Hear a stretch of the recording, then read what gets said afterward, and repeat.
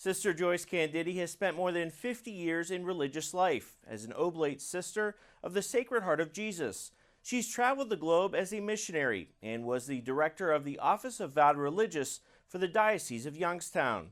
I had the chance to speak with Sister Joyce about her life, her mentor Sister Teresina Rosa, and a new calling this spring in Rome, where she will spend the next 6 years as General Counselor of Female Religious for her order.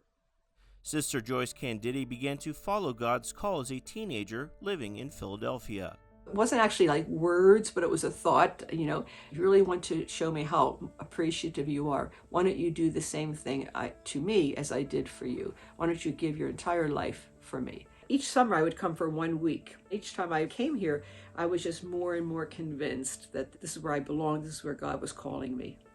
And at the age of 18, Sister Joyce joined the Oblate Sisters in the Catholic Diocese of Youngstown. Her order was founded by Blessed Mother Maria Teresa Cassini. She was like a daughter to me at one time. Sister Joyce has shared that bond with mentor, longtime friend, and fellow Oblate Sister Teresina Rosa, dating back to 1968. We laughed together. Sometimes we even cried together. We shared our life. We shared the joys of our life. My biggest impression of Sister is just very, very generous and very hardworking. Sister had and still has a great love for the community, for the congregation, and I admired that. Sister Joyce earned a bachelor's degree in education from Youngstown State University. She's worked as a school teacher, director of religious education at St. Anthony's Parish in Youngstown, and earned a master's degree from Duquesne in theology and catechetics.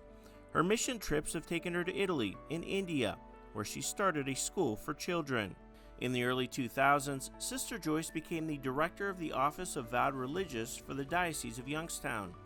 And decades later, she continues her service to founder Blessed Mother Maria Teresa Cassini, an inspirational figure she is hopeful one day she can call a saint.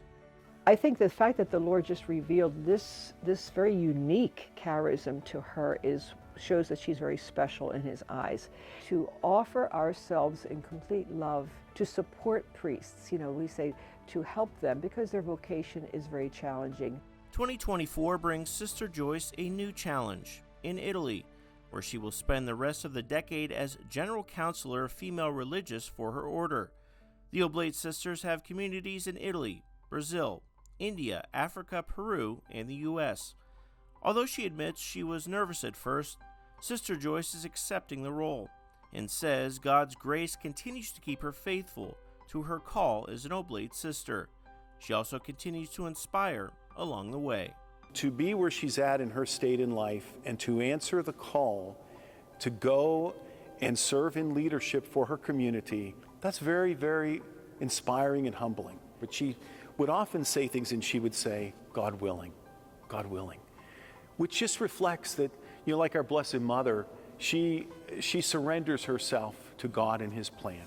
And her advice to young women wanting to enter religious life: ask the Lord, where do you want me? And don't be afraid, because He'll guide you. When times do get challenging, Sister Joyce looks to the comfort of one of her favorite prayers. One of the things that St. Ignatius says is, he says, take, Lord, receive my memory, my will, my entire self. You've given everything to me, now I give it back to you. And the final words are, give me only your love and your grace. That's enough for me. So when I have something that's challenging, I just repeat that, oh Lord, just give me your love and your grace. That's enough for me. And I just get that energy, just to keep moving forward, and that joy.